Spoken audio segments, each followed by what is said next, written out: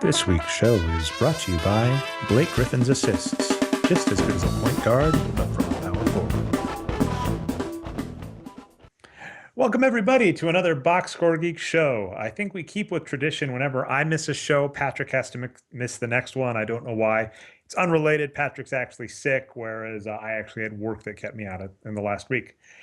All right, we are full-fledged into the playoffs, and we're going to be talking a few things related to that. And then I'm just not going to let sleeping dogs lie, and I'm going to talk a little bit about what happened last week on the Boxscore Geek show. I'm your host, Andres Alvarez, aka Nerd Numbers, and with me, as always, is our fabulous, wonderful, exuberant. I'm running out of adjectives. I'll think of more for next week. Brian Foster, who you can find on the Twitter as Boxscore Brian. Give a shout out, Brian. Thanks for the introduction, Dre. That's a hard word to say, actually. So is exuberant, so I'm not even going to try. I'm going to throw it back to you. All right. Well, you stumbled a little, but we might be talking that a little later. So anyway, I just want to jump right into it. Those of you who are listening, I forgot to tweet it out. So if you're watching live, congratulations. Anyway, we're going to talk a little bit about the Floyd Mayweather fight, and then, of course, some of the out-of-the-ring issues surrounding it that you talked last week. We're going to talk the Clippers, particularly Blake Griffin and DeAndre Jordan. And then we're going to talk your own Steph Curry. Oh, excuse me, I almost sneezed there.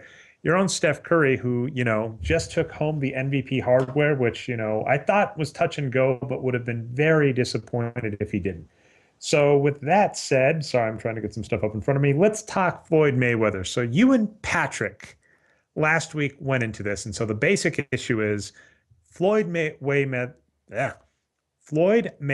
has a lot of domestic abuse cases outside of boxing, and these aren't like hearsay. That's one of the issues that runs in celebrity circles, is that celebrities can essentially get away with doing horrible things because they never get convicted. It's all, the victims are afraid to come forward.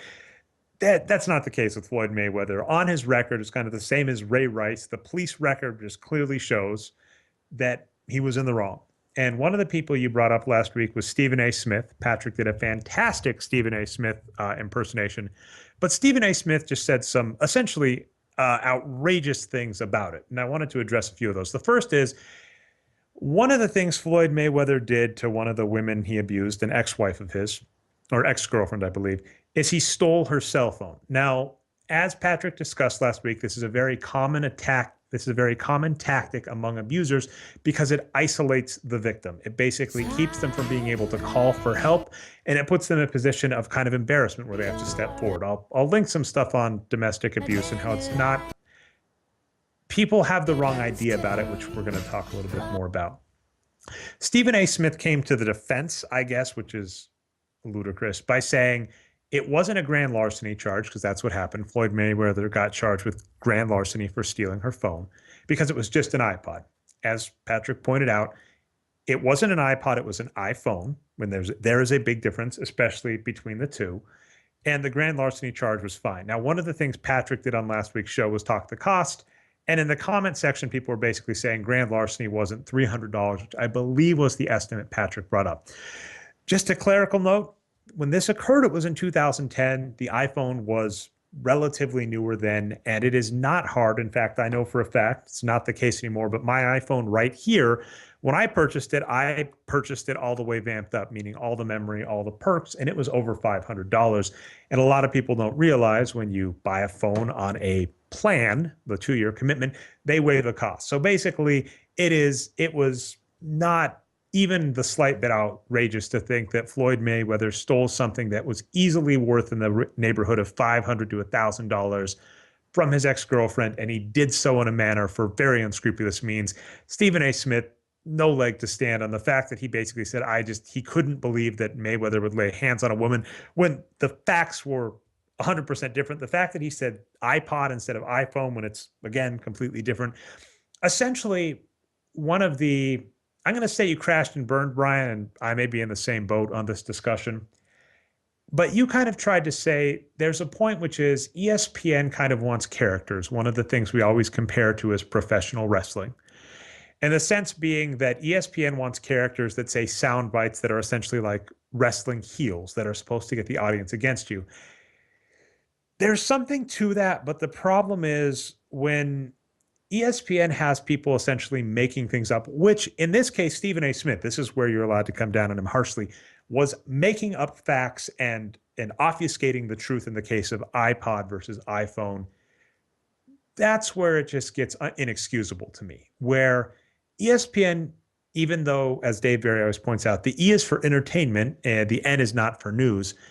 The simple fact of the matter is that ESPN is not legitimately a news organization, which is just the unfortunate truth. You shouldn't go there for your news. They do try and portray themselves as such, and when you have one of your reporters essentially lying, this is Fox News-ish, to me that is unacceptable. And that's kind of where I end up there on Stephen A. Figured I'd give you a chance to hop in because I think you've said this before, and here where I'm drawing the line is I agree with your general point, Brian, when you say Stephen A. Smith says outrageous sound bites to get a rise out of people. So like, as Patrick was saying, the guy in the bar saying, everybody knows that Russell Westbrook's the greatest player ever. And when people disagree, he just shouts louder. Fine. I don't have a problem with that. But in cases like these, where he's saying things like the woman was asking for it, the woman should speak down, downplaying what actually happened, that's where I get offended. And I think a lot of people on the internet do, and I think they're right to. And if ESPN in any way excuses that, it's unacceptable on both their part and Stephen A's.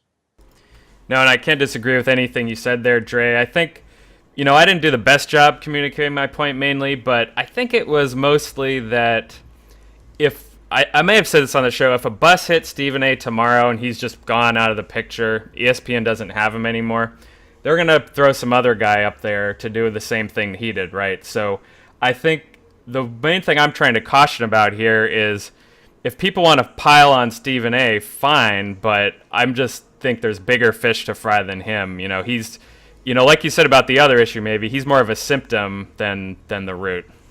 Oh, that is so. By the way, that is I'll give you that point. Yeah, that didn't come across as well last week. Like when I was listening, even on the show, Patrick was like, "Really, Brian? You've got a counterpoint to this?" I think you're right, which is to say, in a lot of cases, in professional sports particularly, and Floyd Mayweather is going to come up here, there are problems that come up, and what essentially happens is a scapegoat goes up. This is really common with coaches getting fired. An organization is just a terrible team, right? They're never going to win with how they're constructed. They're never going to win with how they're acquiring talent. They're a horrible team. And so what ends up happening is they lose 10 games in a row, and the team fires the coach and hires a new coach and is like, all better. And you look at them and you go, that's not going to fix anything, right? You still don't have any good players. Every year with your top 10 draft pick, you pick a horrible player. It doesn't matter. So I think to your point on Stephen A, you're right. And the other problem is ESPN kind of covers itself, right? Because it'll release news reports where it condemns Floyd Mayweather while having Stephen A going at the same time. So they can kind of say, no, we don't agree with him. But I think to your point, it's very clear that they are fine playing both sides of the fence if it means they get views. That's right. They want both sides. That's why they're doing what they're doing. You're totally right. So, but I think to the point, it's fine to be mad at Stephen A. But if you're going to be mad at Stephen A, I think this is the point you were making. You have to be mad at ESPN. They are not like, it's not as if that what he wanted to say, it's not as if he's some crazy person that is coming out and spouting nonsense that ESPN is not allowed to get rid of because he has some contract. He is saying this because, and he puts it by some editor somewhere, and they're like, do it. That's going to get us page views. That's going to get us clicks. That's going to get us views. All right. Yeah, that's my main point, and I'll push back a little bit on you there, too. Even being mad at ESPN, what is ESPN? They're a corporation, and their board, is trying to make money for the shareholders. That's what they exist for. So if they see an opportunity to do it, they have to show a lot of restraint to take the moral high ground, I think, as opposed to their corporate goal of making money. So, of course, we all wish they would and actually be diligent about it, but I can understand why they don't. And not to excuse it, but corporations are what they are. I think it is fair in this point, and that's where people should push back. And I think to your point, it might be worth noting, tweeting at Stephen A. Smith is not going to solve anything. Hit ESPN if you own stock in them, whatever. Speak. I don't want to say sell your stock. I actually want to say if you own stock in ESPN or Disney, you can talk to them. You're a shareholder. You can bring up your concern there. So do that. All right. So The other weird thing about the Floyd Mayweather fight to me is obviously his, I guess, off the court behavior is inexcusable. But what makes it really weird as an outsider watching, I didn't watch the fight, I'm not a boxing fan, is that boxing is an utterly barbaric sport. And it's up there with football, where I think before the show, when we were talking, as I phrased it, it essentially strip mines the minds and bodies of young men for money. And in many cases, those young men are minorities. And there is something very odd about watching that makes it weird for me to watch people, on the one hand, condemn Floyd Mayweather for beating a woman, which he should be. It's completely unacceptable. And then simultaneously cheer him. And in fact, not only cheer him, people were upset with how Floyd Mayweather fought, because he fought defensively, right? He didn't like not like I saw someone point out that like Floyd Mayweather hasn't knocked someone out in a while. So you have people simultaneously saying it is unacceptable for Floyd Mayweather to beat the crap out of another human being, which is true. And then at the same time saying, I can't believe Floyd Mayweather didn't possibly give this other person a concussion. And I've got Brian just silent. Like I think before the show, I was talking to Brian. I was like, this is another hole we can dig ourselves. And if Brian, if you don't want to approach it, I'm fine with that. No, it's a tough one. It's really tough. I mean, I think we kind of, even as the people who are outraged about things in sports, about owners, about athletes, it's just, I think you're right, where it's worth putting in perspective. And I always get a little trepidatious when the fans get outraged at an individual person, when the industry as a whole, so boxing as a whole, just as an industry, basically gives a lot of young men concussions. And one of the offshoots, this is something Arturo's brought up before, is one of the offshoots of getting concussed is acting in manners that can be very harmful to the people around you. If you watch, I believe, watch and read League of Denial, it's really tragic to see what happens to these former football players when they try and live normal lives, and they've had so many concussions that their brain just starts breaking down. They lose memory function, and one of the uncomfortable truths is that they actually can get violent towards the people around them. I think we've talked about this a couple times now, but there is a wrestler by the name of Chris Benoit who killed himself after basically he did a homicide suicide where he killed his wife and children and then killed himself. And I believe they got his brain for research, and as we mentioned, concussions. Chris Nowinski, who's a former wrestler who's done a lot of research into this, basically it's called chronic traumatic encephalopathy, I believe, CTE. And basically it's where the brains of people in high impact sports like boxing, football, professional wrestling, their brain basically deteriorates worse than someone with Alzheimer's. And one of the side effects of their brains deteriorating is them basically losing memory function, losing cognitive function, becoming violent towards people. And what WWE has essentially done with Chris Benoit is wiped him from history. I was listening to Jim Ross podcast where he basically said he doesn't think Chris Benoit belongs in the Hall of Fame. And basically what they're doing there is they're putting the blame on Chris Benoit, when we have to be candid with ourselves and say the actual activity of professional wrestling could have put him in the state that had him in such a position to do that. It's very uncomfortable. This is very hard to deal with, I accept. And so what we have to accept is, if you're a fan of boxing or football or professional wrestling, and these people act in horrible manners that can both possibly, and I said possibly, so I don't know on Floyd Mayweather's case, be explained by the actual activity themselves, and then are not uncommon for many of the athletes. People forget that we've basically forgiven Kobe Bryant and Ben Roethlisberger for alleged rape because they've won some titles. And so I get very conflicted when I see a lightning rod against an athlete for acting egregiously, because I know that the people that are acting outraged are simultaneously ignoring that similar behavior in other athletes. Ty Willingham's, a friend of the blog, tweeted about Raging Bull, and about how Robert De Niro's character basically had these issues before. It is not uncommon to have these issues in professional boxers. So it's like when you turn a blind eye to something that is very symptomatic of a sport and act as if this one person, this one thing, like you were saying with Stephen A. Smith, this one individual is the perpetrator, they're the only person doing this, and everything else is pure and innocent. I don't know how to deal with it. It's just very hard outside looking in. I don't think we're not, by the way, just for anybody listening, we're not going to come to any conclusion. We're not going to come to any solution. We're not going to condemn anybody, including ourselves. It's just very difficult to watch. Well, we can still condemn ourselves. That's fine. Yeah, okay, fine. Yeah, we'll condemn ourselves. Like I constantly as a sports fan have to deal with the fact that I simultaneously root and in some cases aggrandize people, right? When I write articles about this great performance out of this player, except that I may also be talking about someone who has done horrible things as an individual. And that's really, really hard cognitive dissonance to deal with. And if you're a sports fan, you just have to accept that. There is nothing pure about sports. The people in the old days were not saints. The person that you really like that doesn't have a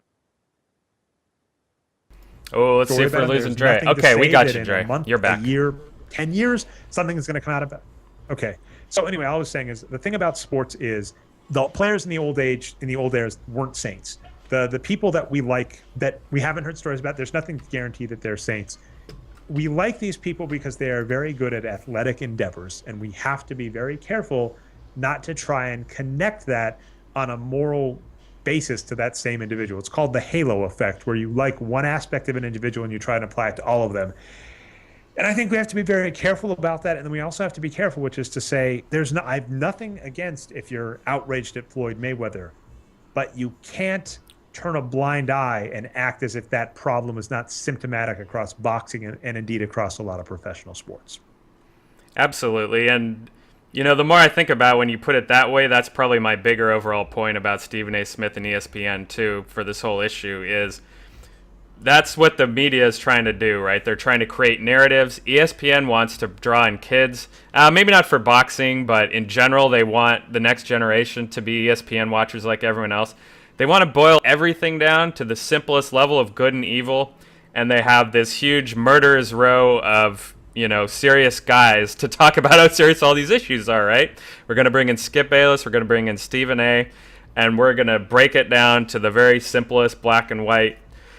But the problem is we have all this data now. These are big, complicated things we're talking about, and if you look at the reality of all these situations, CTE, domestic violence, whatever, they're such complicated issues, and no one network reporting on it is going to be able to actually do it justice in a way that will fit their narrative and sell stuff. So, yeah, it's just the wrong... ESPN is kind of the wrong stage to address these issues. 100%. I mean, like, even when I was saying, like, baseball, one of the things that bugs me, for instance, is Alex Rodriguez just got 660 home runs. And in his contract, he's supposed to get some bonus money because he ties with Mays' record of 660, I think, for fourth on the all-time hitting list. And Dan Hirsch put a great tweet up where he just put asterisks where he talks about Bonds, Aaron, Ruth, Mays, and A-Rod. And he said, the asterisks are for PEDs, amphetamines, and only playing against white people. I think I'm actually going to change the order up. I'm going to get us off this topic. I think we've talked enough. If you want to hear more, put it in the comments. We'll talk more next week. I want to talk a little bit about Steph Curry, who just won the MVP. And one of the things, this is an article I may write, me talking about it means it's much less likely for me to write it. Sorry. But I think on a few shows ago that Steph Curry, there's only one season by Michael Jordan that was better than Steph Curry's season this year, according to the points over par metric. And I think Steph Curry may very well be a better player than Michael Jordan was at this point. And certainly, Michael Jordan and Steph Curry were both two players that were on two amazing teams. The 1992 Bulls and the 2015 Warriors are the only two teams to have the three-point line at the current location and have a point differential above 10 when you adjust for strength of schedule, which is ridiculous. And the reality is Steph Curry had more to do with his team's accomplishments in that season than Michael Jordan did on his 92 squad.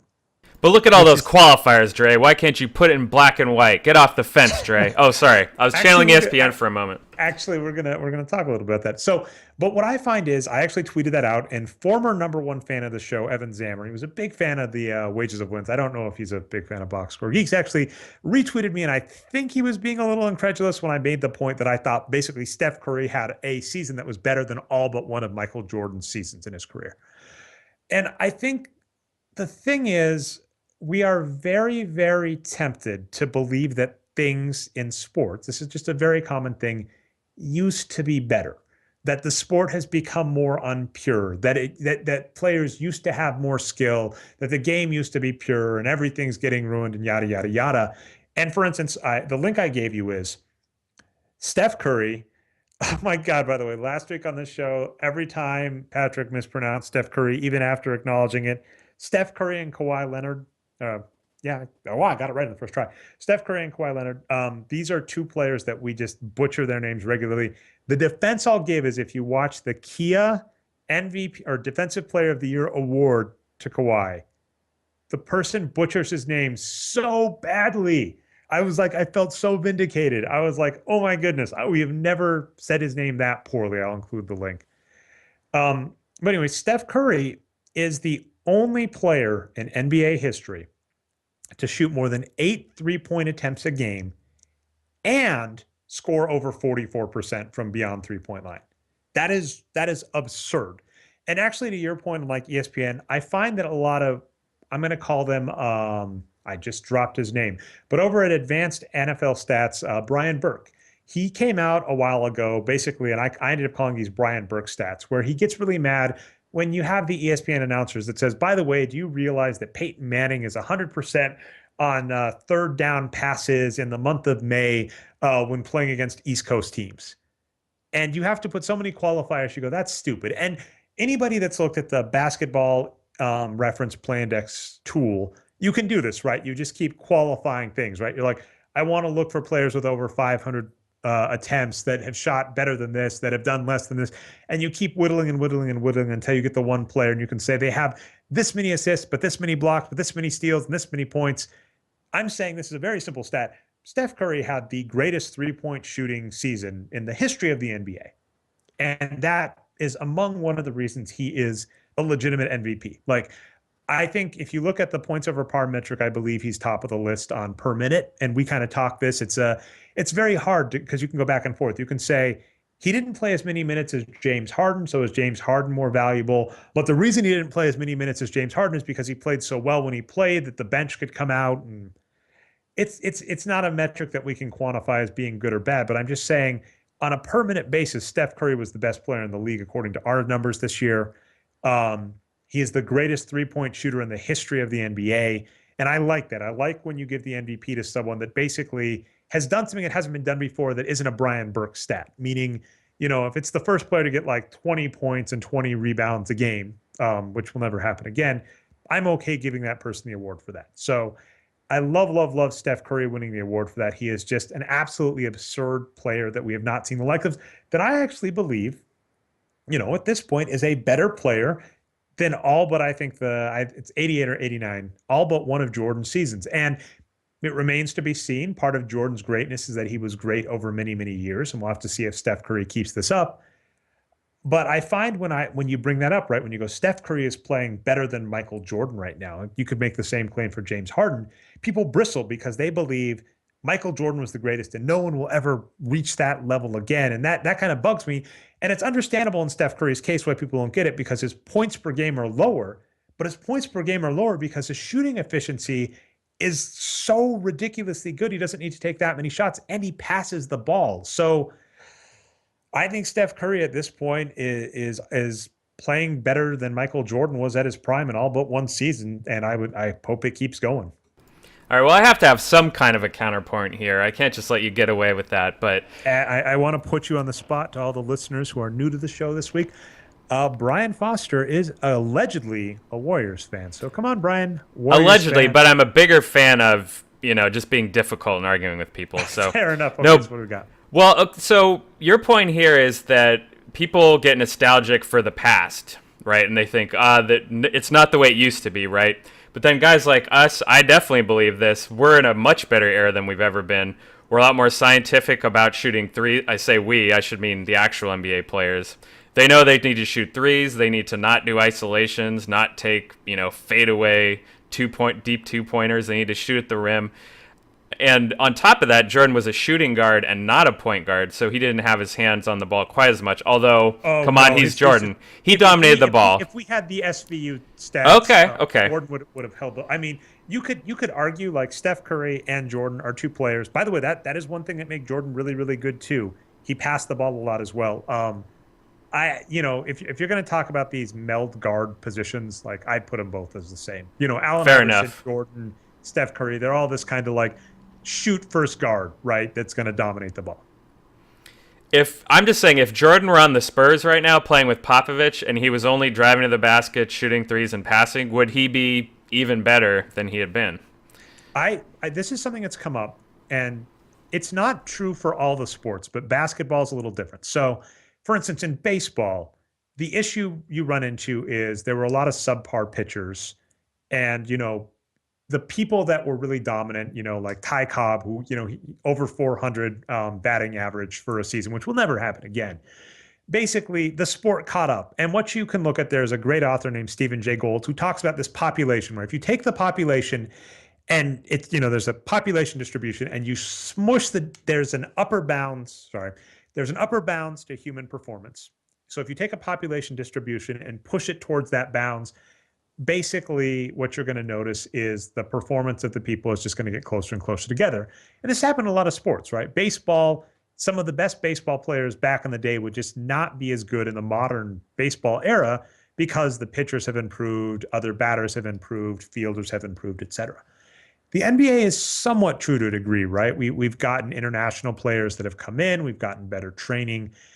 But on the same note, my belief is that superstars from previous eras, if given access to modern coaching, modern medicine, modern conditioning, if you read about the ABA in Terry Pluto's Loose Balls, what's hilarious is how many of these players, smoked cigarettes and stayed up all night partying the nights before games. And were, obviously crack was a major, or cocaine, not crack, but cocaine was a major issue in the 70s and 80s for basketball. So basically, I think previous stars with modern technology would still dominate. I don't know if they dominate to the degree. Certainly, if you look at Magic Johnson and Dennis Rodman in the 80s, I don't know if we'd ever see those levels again, but I do think Michael Jordan would still dominate. Yeah, absolutely. But all I'm saying is it bugs me a little when you have modern players that play great and you say, I think these are better than former greats. This happens in baseball as well. And people get all defensive. Jordan was great. I'll give you that. But I do think that there are players in the modern NBA. LeBron James, at this point, like LeBron James's career is on par, is an all-time great. He's had a better career than like Larry Bird, for instance, at this point. I'd put him close to Magic. I'd probably, this is rough. I think I'd put LeBron James's career above Michael Jordan's at this point. And okay, so by the way, that's something else I got into on Twitter this week. Sorry to be all over the place, Brian. I want to talk a little bit about, so let's get on to the Clippers. But before we get on to the Clippers, we've got a nice tangent into it. Tracy McGrady. So the reason people defend Michael Jordan as the greatest of all time is his titles.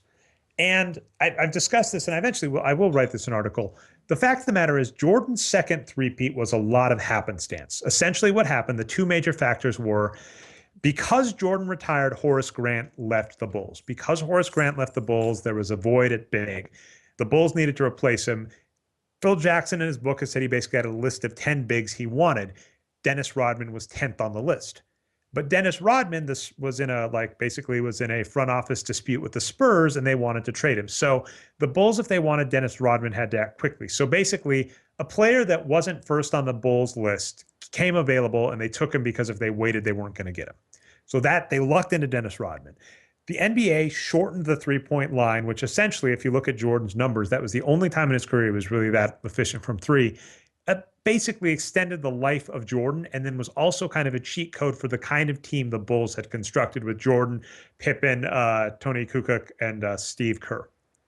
So essentially, the Bulls lucked into the greatest power forward ever, lucked into the rules basically favoring their team, and that got them the second three-peat. It's not to diminish Michael Jordan's career, as is regular season, ignoring the playoffs, is the best shooting guard of all time, and I would argue among top 5, top 10 NBA careers. So I'm not taking that away from him. But everybody uses his titles as kind of the tiebreaker among these other players, including LeBron James. But the simple fact of the matter is a lot of that was luck out of Michael Jordan's control. And if we look at individual performance, LeBron James, I would argue, has had a better career than Michael Jordan. Sorry. Now, a player that comes up in this kind of weird realm, two of them, in fact, are Chris Paul and Tracy McGrady. Now, Tracy McGrady had a career of just not getting out of the first round. And what bugs me about this is if you compare Tracy McGrady to, say, Kobe Bryant was drafted by, the Hornets at the time and traded to the Lakers, and the Lakers were like a 50-plus win team with Shaq. Tracy McGrady, right, went to Orlando, which wasn't a good team, and then, ended up on Houston, and then Houston was always injured. So a lot of Kobe Bryant's success in the postseason just had more to do with circumstance that he had no control over, right? That required teams trading. So a stat I want to bring up on Tracy McGrady is Tracy McGrady couldn't get out of the first round. Now, this happened 3 times against Detroit, with Houston against, sorry, my dog is very excited about this, and Houston against Utah. In these 3 cases, the games went to game 7 in round 1, and Tracy McGrady just, quote unquote, couldn't get out of it. Now, what I want to talk about is in all 3 of these series, in a series deciding game, Tracy McGrady put up a double-double, he put up so he put up, like, against Detroit, he put up a 37-point, 11 rebound, 5 assist game in game 6 when they lost and didn't take it down in game 6. In game 7 against Dallas, he put up a 27-point, 7 assist, 7 rebound game. They lost and didn't advance. And then in game 7 against Utah, he put up a 29-point, 13 assist, 5 rebound performance. Didn't advance. It really bugs me when people will try and point to postseason success at a player to diminish them. And Tracy McGrady is a player that in 3 series deciding games put up MVP performances. His team didn't hold up, and that's why he didn't advance. This kind of logic bugs me. It's one of the reasons I hate postseason success as a tiebreaker for greatness among players. It's like, Steve Nash and John Stockton, Charles Barkley, they never won titles. That does not diminish their spot in terms of all-time greatness. Absolutely. Those guys are all great players. Cannot disagree with you there. And so the same becomes true with Chris Paul, where basically Chris Paul was drafted by now the Pelicans. I forget, were they the Hornets at the time, right? And this team just wasted his talent. They didn't surround him with anything. They basically had one good season with a healthy Tyson Chandler, but they wasted his talent. He didn't do well. And again, I was talking to someone about this too. He was talking about the Nuggets not succeeding, with the George Karl Nuggets being underwhelming. And that is true. But at the same point, if you look at the Western Conference over the last decade and a half with the Lakers, the Spurs, the Nowitzki Mavericks, the Nash Suns, these have had some of the greatest teams in NBA history, I would argue, all at the same time, making the Western Conference one of the most competitive ever. I compared it to the Attitude Era in wrestling. You just have all of these all-time greats at the same time. It makes it really hard for me to be upset with good teams that just didn't get as far as we would want when they were playing in such a great era of basketball in a conference. Also makes me a little bit upset about the Eastern Conference. It's not to say the Eastern Conference hasn't created some great teams like the Celtics, the Heat, and, even the Cavaliers now. But it's just fair to say those conferences were not as competitive as the West has been. Yeah, I don't know where you're going with this. So are we going to talk realignment again? Well, I don't know. But basically what I'm going to say is I can't really hold it against Chris Paul to not be as successful as, say, Kobe Bryant as why he's not a greatest point guard of all time. And that will actually lead me into the Clippers. The Clippers are a bizarre team. So I think Doc Rivers is a horrible GM. The talent he has put on that team, he's up there with the Thunder. We've talked about this on other shows. But the Clippers have 3 great players. They have Chris Paul, Blake Griffin, and DeAndre Jordan. And one of the things we noted, I forget the podcast, but we were talking about Blake Griffin, and I basically said a comparison that Patrick, he didn't mean to make this, was Vince Carter, where both Blake Griffin and Vince Carter had good starts to their careers and looked poised, if we look at the age curve, to make a jump. And neither of them did in the year. This was the year we expected a jump out of Blake Griffin. I think it's fair to say he was injured. And in the first round of the playoffs, Blake Griffin played absolutely absurdly. I just put this post up today. Basically, Blake Griffin's passing was at an elite point guard's level while playing next to Chris Paul. His rebounding was at an elite bigs level while playing next to DeAndre Jordan. And he was basically shooting like a shooting guard. Now, his numbers went down a little from his regular season, but it's worth noting he was playing against one of the best defenses in the league. So Blake Griffin's performance in round one of the playoffs, now again, small sample size, I accept that, was just utterly absurd. And that was also one of the reasons I got to Tracy McGrady, is I saw Tracy McGrady's performance next to Blake Griffin and went, oh, Tracy McGrady had this great first round in Houston that didn't get out of the first round. You can't blame that on Tracy McGrady. So the Clippers are a really scary team because their bench is horrendous, but they have one of the top strongest top three in the NBA right now. And you could almost look at this like not the Cavaliers, the Miami Heat, where they kind of atrophied, their bench and depth atrophied, but LeBron James, I'm going to be mean, Ray Allen, and Dwayne Wade, those top three basically kept them in it, and they were able to, I would argue, steal one from the Spurs.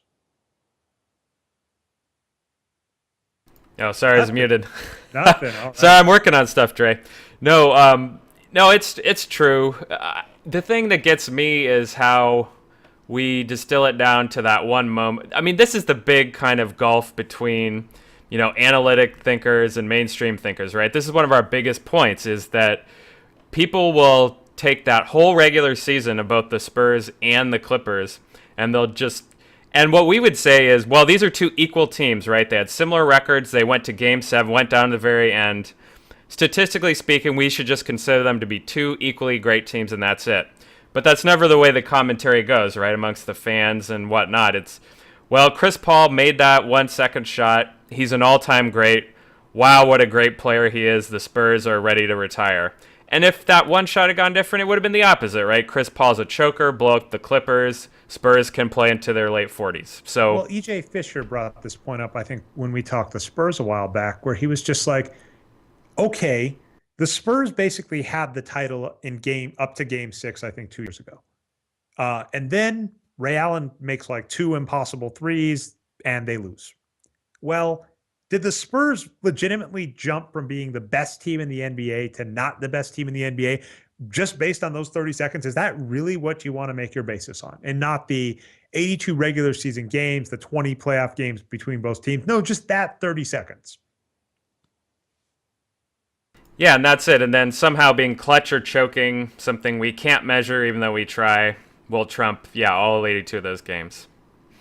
So, yeah, I mean, that's pretty much my point there on, I mean, the Clippers, Chris Paul, he's an all-time. Chris Paul, I would say at this point for me is the third best point guard, at least with modern stats that we have, because it's hard to compare to old ones. Third best point guard ever, and he would legitimately be the best point guard ever if it weren't for the fact that Magic and John Stockton were just two of the most absurd point guards ever. And same point, I think the Clippers are really scary, but if the Clippers don't make the title, I think the simple fact of the matter is I think there were, I would argue, maybe 4 or 5 legitimate MVP, NBA championship quality teams. When I say MVP, I should have said most valuable team. Quality teams in the West this season, and only one of them is going to win a title. That does not diminish the fact that, like to your point, how good the other ones are. Now, to be fair, though, the Warriors, the Clippers, and the Spurs were head and shoulders above the rest of the NBA in terms of performance. So if we're going on regular season, we should really hope for a Warriors versus Clippers showdown. All these other things get thrown in there too. Like, here's one other thing that gets me about postseason is that for some reason there's a narrative that injuries don't matter. That what's just no, there is that teams and coaches will say, well, we're a no excuse basketball team. We don't care if Mike Conley's out. But the truth is, the Memphis is probably going to get destroyed by the Warriors, and not having Mike Conley is a big reason for that. Oh, that's So huge. it's And I mean, huge. you could argue, I mean, the simple fact of the matter in the NBA is the NBA is one of the most star-driven leagues. Now, what you can do, I'll give a shout out to someone. So somebody said that Steph Curry was, or someone gave Klay Thompson a vote for MVP on their list and said, must be trolling. And my response was, I said, maybe they just did an all Warriors MVP vote. And frankly, that's not that offensive as an idea. I would take I would take an all Warriors MVP ballot for MVP over anybody who votes for Melo or Kobe. Just I'll be honest. Sounds mean, but it's true. So, That would be um, popular on social media. You should spread that around. all right. So anyway, you can have a cheat code and just have a really, really deep, really, really strong team. But the NBA is star driven. And if there's a player that you need, Kawhi Leonard, just look at the Spurs without him and then with him. And don't tell me that that didn't matter. Don't tell me that the Spurs aren't wishing they had 10 more games of Kawhi in the regular season this year. Yeah, and in fact, I haven't looked at the full numbers for that series yet, but I believe Kawhi had an overall poor series. So that could have been part of it, when they lived and died by him, basically. When he was hurt during the regular season and played poorly in this playoff series, they couldn't win. Well, I mean, they But went to again, it set. was so close to being a win. But then also, like, this is where it also gets rough. It's usually really hard for NBA players to impact each other, right? Dave Barry always brings this point up, and it's my favorite. LeBron James is the best player in the NBA. Everybody knows this. Everybody knows the rule is stop LeBron James from getting to the hoop, stop LeBron James from passing to those players that are open. Why don't they? Because he's just that good. So when you actually have teams that can shut down other teams' great players, that's when it's something special. And I mean, the rough part about this is this San Antonio Spurs Clippers game could legitimately have been the NBA Finals if you didn't have conference, right? If you seeded by something else. If we had done a playoff seeding, just so you're aware, this season by point differential, the Spurs and the Clippers would both be top seeds, and they would, have met late in the tournament if this was like a bracketology thing. But it wasn't. So you can't tell me, right? These were two great teams that managed to do, have great performances out of stars, hurt other stars. You can't, yeah, this postseason, you can't take that away from either team. I do agree. We should get the NCAA selection committee to seed the NBA playoffs. That would make it more fair. I'm being sarcastic, but that's actually true the more I Are think you about it. sure about him not having a great first series? Maybe not. I could be wrong.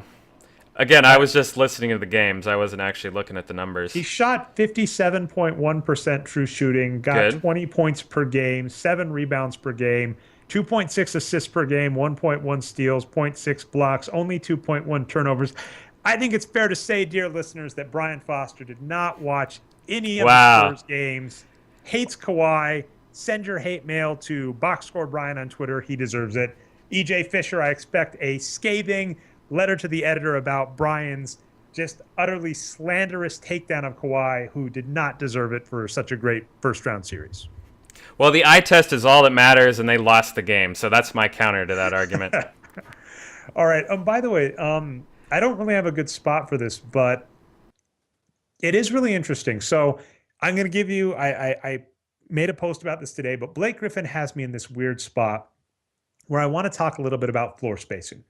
Because normally I really, really, really, really, really, really, really, really, really, really, going to say one more, really, really hate the floor spacing argument because it's usually used to defend players like LaMarcus Aldridge and Carmelo Anthony and Kobe Bryant and Allen Iverson, because I'll basically say they take all of these shots and they're decent, but they're not great. And they shouldn't be taking this many shots, especially with the teams around them. What's their problem? Now, Blake Griffin is an interesting position for me because I've seen some stats about his mid-range shooting. He's basically really good from mid-range, but the problem with that is if you're really good from mid-range, you're still not as effective as a decent three-point shooter or a decent person at the rim. Basically, someone who shoots like 60% at the rim is still doing better than someone who shoots 50% from mid-range, whereas that 50% person from mid-range is like the top 1%. That 60% at the rim is not a good shooter at the rim relative to other people at the rim.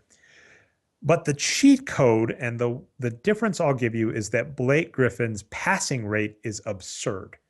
And the general argument people give me when they talk about players like Melo taking all these mid-range shots is, well, they're spacing the floor, they're opening up better shots for their teammates. And the reason I hate this argument is because I go, well, if they're opening up better shots, their teammates actually have to take these better shots. But Blake Griffin actually has a lot of passes, and one of his teammates, DeAndre Jordan, has a so DeAndre Jordan. I sent you a link for this too, Brian. Has an absurd stat this season. He is the only player in the history of the NBA to take over 500 shots, have a true shooting percentage above 60%, while also having a free throw percentage above, or not above, below 40%. And basically, DeAndre Jordan's cheat code is he gets a lot of shots at the rim. Well, I can buy that Blake Griffin is opening up good shots for DeAndre Jordan because of one simple stat on Blake Griffin's sheet, his assists. And this is one area, just so you're aware, if you look at the points over par calculation, basically when we take the assist, we basically credit the person who takes the shot with the full value of the shot and the person who does the assist with the value of the assist. This is something Ari Caroline has asked about, and a good question. And, I don't tend to like a lot of criticism we get because, candidly, and this will sound mean, a lot of it is just bad criticism. It's not well thought out. But a good thought out criticism is to say, should Blake Griffin be getting more credit for those assists? And candidly, I can't actually see a problem with that. And so if we're going to talk about a player spacing the floor, if we compare Blake Griffin to LaMarcus Aldridge, Blake Griffin actually passes the ball. LaMarcus Aldridge does not. Some of the shots that Blake Griffin's teammates are getting are so high efficiency that I can easily buy the benefit of him spacing the floor that way. So, by the way, this is one of those corner cases where I'll actually say Blake Griffin, his numbers this season relative to what I expect were a little underwhelming, but I'm debating if he's not better than his numbers suggest by a decent margin. What I should stress there is, when I say better or worse than numbers, there are cases, particularly with defense, where I think a player might be better or worse than their box score numbers suggest. But typically, when we look at defense, for instance, it's not going to be that much. Blake Griffin, though, is a player with his passing where I might argue that he might be much better than his numbers suggest. And if he stays healthy, this top three, DeAndre Jordan, Chris Paul, Blake Griffin, may not only be one of the greatest top three in the NBA, it may also be the case where they're one of the best synergies, where their three talents actually work together really well. Because it's possible, to be honest, LeBron James next to Chris Bosh, next to Dwayne Wade was not a good thing because all three of them had a lot of strength from shooting. And when you reduce Chris Bosh's, the number of shots he was taking per game, you actually reduced his effectiveness. Same with Kevin Love in Cleveland. Whereas when you have these three players, Chris Paul, Blake Griffin, DeAndre Jordan, and one of them, DeAndre Jordan, doesn't need the ball that much, and one of them, Chris Paul, is willing to pass a lot. That's actually pretty good synergy, and it actually pains me to see Doc Rivers in charge of the rest of that team. If you gave those three players to Greg Popovich and asked him to build a bench around it, I think you could hit 72 wins 3 seasons in a row. Yeah, and I love that last point because we often, when a player plays less minutes and so they produce less overall wins, we tend to say, well, let's not blame that on the player because, it's the coach's fault for reducing his minutes. But at the same time, even if it's not the player's fault, the team still did suffer that lack of production. Well, yeah, that's the problem is if you're the Cavs and you get, first off, any team, there are two players, there might be more, but at least two that I know of. Actually, Kevin Durant counts too. So 3 players next season that I would give you, LeBron James, Kevin Durant, Chris Paul, are 3 players that you just take no matter what. Doesn't matter what else you need. And by the way, in general, if you have a shot at a superstar, you take the superstar and figure out what to do next. But the Cavaliers, basically, as soon as they got LeBron James and Kevin Love, either needed to reduce Kyrie Irving's shooting or trade Kyrie Irving for a different kind of point guard. And they didn't. And when you have Kyrie Irving and J.R. Smith and Deion Waiters taking all these shots, and you have Kevin Love, what you've basically done is you've just wasted the lotto ticket. You got a lotto ticket and you wasted it. So there's both sides, right? It's hard to blame. We can only tell you what happened. This is the case with Dirk Nowitzki. Ari Caroline has typically come to the defense of Dirk, where if you look at Dirk, he's really a small forward. His skill set, what he does, he should be a small forward. But we can't argue the fact that Dirk Nowitzki has traditionally been played as a power forward, except when he was next to Sean Marion. Dirk has always been rolled out as power forward. I think that's because the coach sees a 7'1" player and says, you should be a big. Well, Dirk Nowitzki is going to get burned because we're counting him as a power forward, but we can't really, that's what the team chose to do with him. So we can't go retroactively and say, well, if he had been a small forward, here's how he would have played. Maybe. And so it makes it really hard, to your point, right? We can say this player was probably better than their numbers suggested, but they were in a bad system. That said, we can't go back in time. We can't change that season. Yeah, and just to clarify for some of the listeners that may not be familiar with Ari's work, maybe you could explain a little. What he's basically done is said, well, all players, not just Dirk, but him specifically, he produces all these three-pointers and good outside shots. He doesn't produce as many rebounds, so therefore we're going to give him position based on his numbers, not what the book says. Exactly. So basically, what you have in the NBA is if you look at any box score, you're going to see two guards, two forwards, a center. And a coach rolls out a lineup. You can go to 82 games and see what lineups they rolled out. Well, the coach is putting each of these players in a given spot. You can argue for tweeners, right? Guard forwards, forward centers, whatever. But basically, they have assigned positions they go out. What Ari's saying is that you could just look at responsibilities and say, certain positions are expected to pass more, or shoot more, or rebound more. And you could redefine a player's position based on what they do. So you could basically say, Sean Marion was getting sent out as a small forward, but he's really a power forward. He's playing like a power forward. Blake Griffin, the reason I loved this last season is I have no idea what to call Blake Griffin. Like Blake Griffin and Larry Bird and Magic Johnson and what's his name? LeBron James are players that, you couldn't give them an assigned position, but they do so many ththings that you're like, I don't know what to call them. They pass like a point guard. They rebound like a big. They shoot like a shooting guard. What the heck is this player? And so just to that point, it gets really hard when you're trying to grade a player as something because we know that guards versus wings versus bigs have different expectations. And as such, we shouldn't grade them all the same.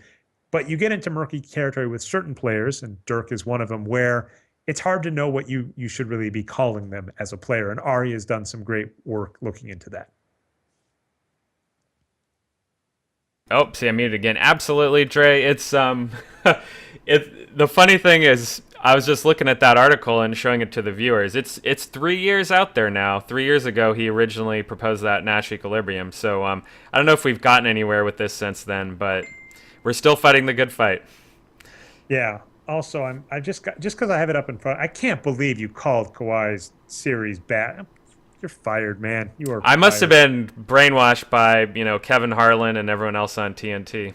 Oh my goodness. Now, just kind of a last note that I want to make on both MVP and NBA championships. And the funny thing is, I can't make the metaphor I want to make because the actual real world is stupid. Which is, I was going to say, it's like movies that win Best Picture. Just because a movie wins Best Picture, the year that it comes out can have a lot to do with it. So, if you come out the same year as, say, Goodfellas and you don't win Best Picture, well, that doesn't mean you weren't a good movie. It just means there was a greater movie. Now, by the way, the reason this metaphor falls flat is Goodfellas didn't win Best Picture. Dances with Wolves did. And so if you go back through the history of movies, and I think Cracked has talked about this, you go back through the history of Best Pictures, the movies that we have in our cultural conscious as being the all-time greatest movies, a lot of them did not win Best Pictures. And if you look at the movies that won Best Picture, a lot of them do not hold up really well at all. But it is the same thing for me where it's just, you can play in a year with other great players, right? If you look at the 80s with Magic Johnson and Michael Jordan and Charles Barkley and Larry Bird, Dennis Rodman never got the credit, but he was still there, and David Robinson, you have all these great players, right, playing at the same time. Not winning MVP does not mean you weren't one of the best. Oh, Karl Malone too, by the way. Does not mean you weren't one of the best players ever. Same thing with greatest teams, right? There are, I would argue, the Spurs and between the Spurs, Clippers, and Warriors, two of those three teams is going to go home. And the reality is, two of those three teams are, among the best in NBA history, right? Having a point differential above 6 is really good. And we have three teams this season with that, and two of them are going to go home not as champions. That does not diminish that. And and the same thing with Chris Paul and Tracy McGrady. It really bugs me when people go on this winner-take-all mentality in sports as if to say that diminishes the greatness of other people. It doesn't. That's all I got. And the East is really stupid, and I can't believe that the Wizards may very well make it to the finals. That's really stupid. Yeah, the Buffalo Bills were one of the best team of the '90s, but they're always considered to be losers because they had those 3 Super Bowl losses in a row, or was it 2 maybe? It That's was so four. ridiculous. It was It four, was dude. 4. Those teams were so They good. made it to 4 back-to-back. They made it to Yeah, 4 consecutive Super Bowls. You cannot call, and the same thing too about like the Nash Suns. You cannot tell me that team was not a that's good right. team. So, That's right. all right. Well, with that rant to end, I'm ready to take us into shoutouts, Brian, unless you have anything else to add. All right. So, do you want to go first or do you want me? Actually, let's do Patrick. So, Patrick, he's actually knocked Sheridan Hoops before, but Patrick has a tweet from Jim Park at Sheridan Blog. This was the important part is this was said on October 15th, 2014. And for those of us that at the beginning of the season said Westbrook was going to fall flat on his face, or how dare they not trade Clay for Kevin Love? For those of us that said predictions like that, take a look at this prediction. Jim Parks said, "My bold prediction for the Warriors this season: top 5 offense and defense, top team in the West. Curry gets 50, 40, 90, and the league's MVP." Just, I hope he took a parlay bet in Vegas, is all I can say, because, oh, wow, that's heck yeah, amazing, great work. And I really just, history, like I said, if we look at history, the only time a team that has played this well has not successfully won an NBA title is the 72 Milwaukee Bucks. And that's because they played against the 72 Los Angeles Lakers, who were another team in the same bin. And even if they don't win the title this year, Dre, they're still an all-time great team. Yeah, one thing worth noting to even like with the Hawks being down, or even if, say, the Clippers struggle, is it's worth remembering that the 2008 Boston Celtics, who are one of the greatest teams in NBA history, just you look at the numbers, they're one of the best teams ever. They almost lost in the first round of the playoffs to the Atlanta Hawks and then went on to have one of the most dominant wins in NBA history in the finals. So, again, the playoffs are just this really weird middle ground where these tiny things can bump you, and I'm not going to use that to take away. So, you can't take away the amazing Golden State Warriors season. You can take the Warriors out of Oakland, but you can't take this amazing Warriors season out of Oakland. Oh, thanks, Dre. I know you've got my back along with Kevin Draper, everyone else out here in the East Bay. All right. And so I'll just finish up my shout out. So I already mentioned Dan Hirsch for his great point about, the purity of baseball. And, there was a time in baseball history where black people weren't allowed to play. There was a time in baseball where it was just common for everybody to be taking amphetamines. They were called greenies. They used to basically be in candy dishes in locker rooms, I've heard. There was a steroid era in baseball. Let's get over ourselves and stop acting as if certain eras of the sport were pure when they weren't. All right, my last shout out is to Christopher D. Long, who you can find on Twitter as @Octonion. And he said, "Hack-a-Shack is the name that would have kept Radio Shack in business." Love it. And he's a great follow. If you don't follow him, he's got some great stuff. He's one of the best quants on the web. I think he's done some work with the Rockets. Just a really funny follow. Yeah, just to follow up on that Greenies point, the first time I remember hearing about it was in the book Ball 4, one of the old school baseball, but, well, not that old school. I think it's from the 70s maybe, or 60s. But, yeah, it was a first-hand account of, all that, what went on in the locker room back then by the players. So it was really interesting stuff. Awesome. Okay, and so your last My shout-outs. Oh, yeah, I do have one shout-out this week. All Warriors all the time, of course. So this shout-out is to Tony Allen, who lost to the Warriors, but in doing so, he inadvertently walked through the middle of a performance by some kids dancing. And look at this kid go, man. He can dance. Tony Allen does not care, though. He just walks right through it. So, it is a shout-out. He was so focused on the game that he didn't care about all the other festivities. He's a player that I love to watch. Fantastic. All right, so that is our show. If you found this show via podcast and not the site itself, you can find us at boxscoregeeks.com. If you haven't yet, you should subscribe to us. We are on both Stitcher and iTunes as the Boxscore Geeks Show. We also host the video show every week. I host that on Channel Nerd Numbers. I have a playlist for it. So subscribe to Channel Nerd Numbers. And if we forget to tweet out when the show is going live, which is typically Mondays at, let me see if I can get this right, Brian, 9:30 Eastern. Is that That's right? right. 9:30 Eastern, 6:30 Pacific. Sorry, we span multiple time zones as a group, so it makes it really hard to keep track of things. So Mondays at 9:30 Eastern is when we typically go live. You'll get a notification of that. And so with that, we'll see you next week.